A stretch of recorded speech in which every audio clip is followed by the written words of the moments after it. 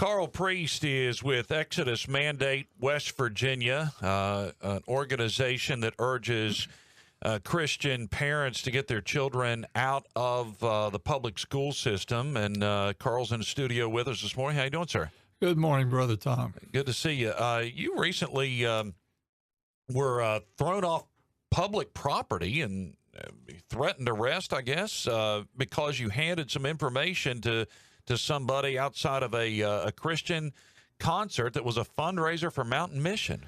It was unbelievable, Tom, but that's what happened. I was handing out a leaflet that explained, I was peacefully doing it, handing out a leaflet that explained what's wrong with public schools and why Christians need to get their children out. And evidently I handed it to the wrong person, and a complaint was made, and before long the police were there telling me to get off private property. Yeah, I believe that the Charleston Civic Center was paid for by public funds, and that is not private property. I agree. As a matter of fact, yesterday I sent an email to the mayor's office and asked who owns the Civic Center. A representative emailed me back and said the city of Charleston. So then I responded what had happened and asked if I would be allowed to go on again on that property, and the response is we're going to ask the city attorney, and I'm still waiting on a response from that office. That's ridiculous. Now, the answer they should have given you is if you're a Charleston resident, you do. Well, that's true. And I'm not a Charleston resident. I don't live in the city of Charleston. Well, but those who live in Charleston, I dare say that there's been West Virginia taxpayer dollars too. So, yeah, the state of West Virginia has some ownership in that facility as well.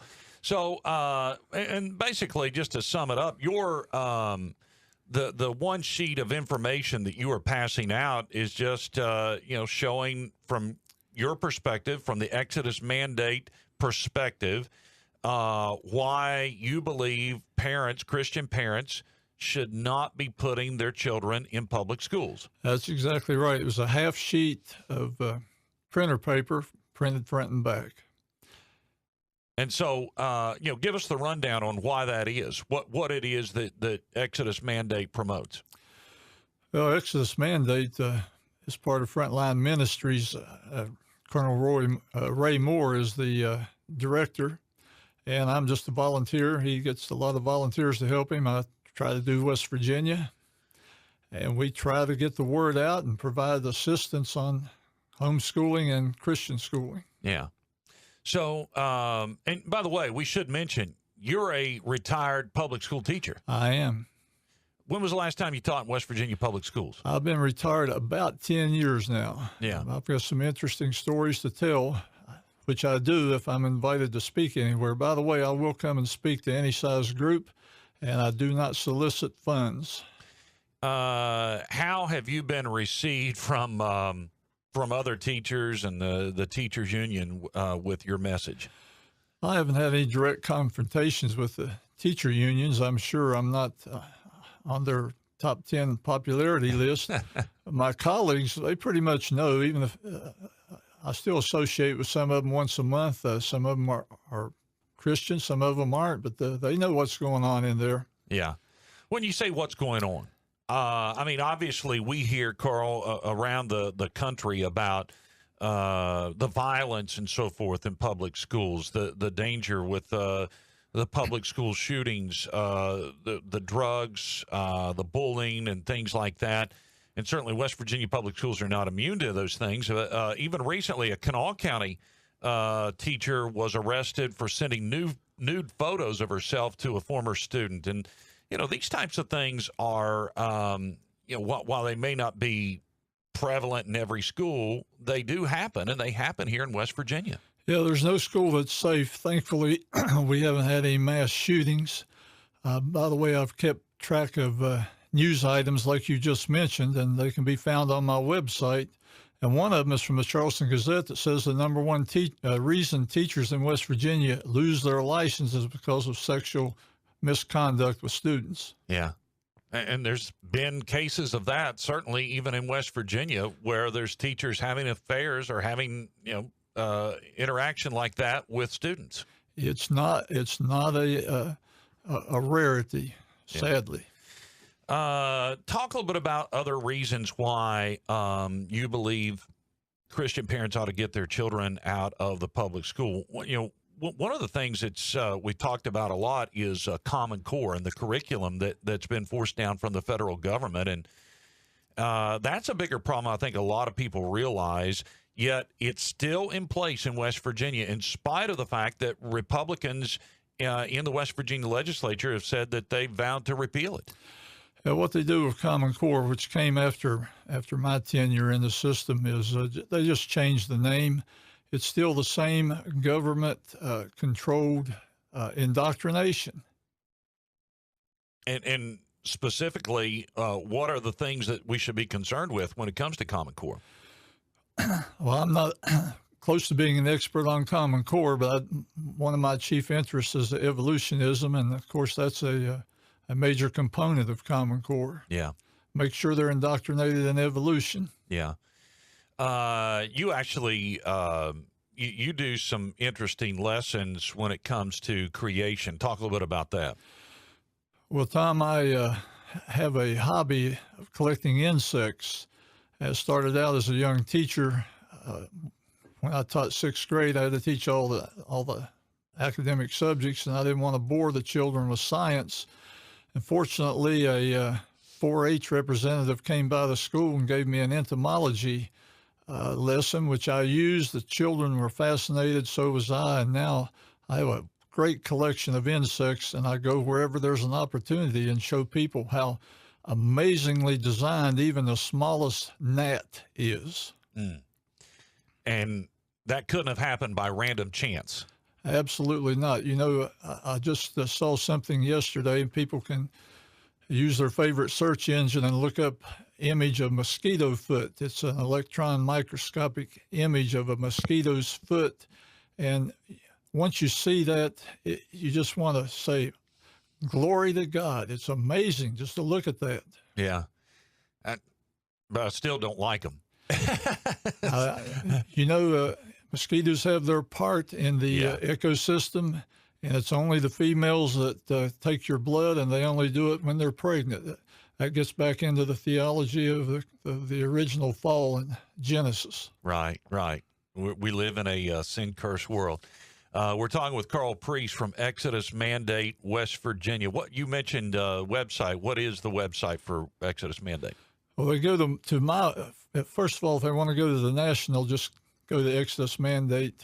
I'm not sure if it's .org. I think so. Yeah. But mine is insectman.us, and over on the left is a column of butterflies. Click on the one that says Exodus Mandate.